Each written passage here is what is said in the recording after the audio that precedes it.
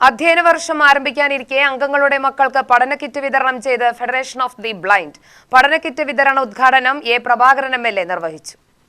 സമൂഹത്തിന്റെ ഏത് രംഗവും കീഴടക്കാൻ പരിമിതിയുള്ളവർക്കും സാധിക്കുമെന്ന് എ. പ്രഭാകരൻ എം.എൽ.എ. ഉദ്ഘാടന പ്രസംഗത്തിൽ പറഞ്ഞു. ഒരു കുടുംബത്തിൽ അത്തരത്തിലൊരാളുണ്ടായാൽ ആ കുടുംബത്തിൻ്റെ ഒക്കെ ഒരു സന്തോഷം മങ്ങുന്ന ഒരു സ്ഥിതിവിശേഷമാണ് ഉണ്ടാകാറുള്ളത് എന്ന് നമുക്കൊക്കെ അറിയാം. പക്ഷേ ഒരു സംഘടനാപരമായി 1967 മുതൽ പ്രവർത്തിക്കുന്ന ഈ സംഘടന ഇത്തരം ആൾക്കാരുടെ പരിമിതികളും പ്രയാസങ്ങളും മനസ്സിലാക്കിക്കൊണ്ട് സർക്കാരിൽ നിന്നും മറ്റ് സന്നദ്ധ സംഘടനകളിൽ നിന്നൊക്കെ സഹായം ഉണ്ടാക്കിയെടുക്കുന്നതിന് വേണ്ടി ഒരു വളരെ അഭിനന്ദനാർഹമായ ഒരു പ്രവർത്തനം ഈ സംഘടന നടപ്പാക്കിക്കൊണ്ടിരിക്കുകയാണ്.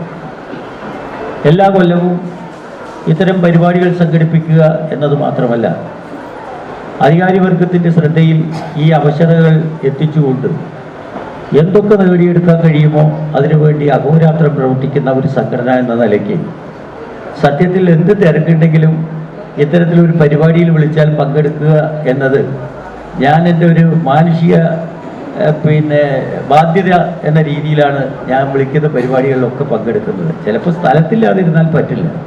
പരിമിതി ഉള്ളവരെയും പാർശ്വവൽക്കരിക്കപ്പെട്ടവരെയും മുഖ്യധാരയിലെത്തിക്കാൻ കൂട്ടായ ശ്രമം ആവശ്യമാണ്. ആരും ആരാലും അവഗണിക്കപ്പെടേണ്ടവരല്ല.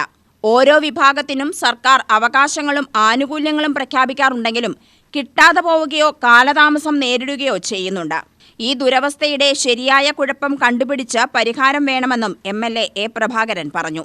വിവിധ വ്യക്തികളുടെയും സംഘടനകളുടെയും സഹായത്തോടെയാണ് ഫെഡറേഷൻ ഓഫ് ദി ബ്ലൈൻഡ് പഠന കിറ്റ് വിതരണം ചെയ്തത്. വിവിധ പരീക്ഷകളിൽ ഉന്നത വിജയം നേടിയ അംഗങ്ങളുടെ മക്കളെ ചടങ്ങിൽ അനുമോദിച്ചു.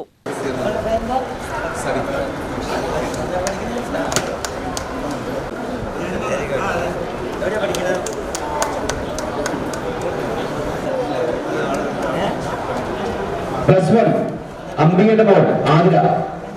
ഇനി അനുമോദനമാണ് +2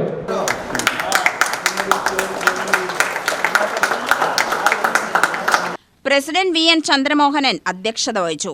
നഗരസഭാ വിദ്യാഭ്യാസ standing committee chairperson Mini Krishnakumar, secretary P. V. Prasanth, Nikhil Kodiyathur, P. M. Simson, M. Seenath, Alex Kurian, M. Murali, Sathyan, മറ്റംഗങ്ങൾ എന്നിവർ പങ്കെടുത്ത് സംസാരിച്ചു.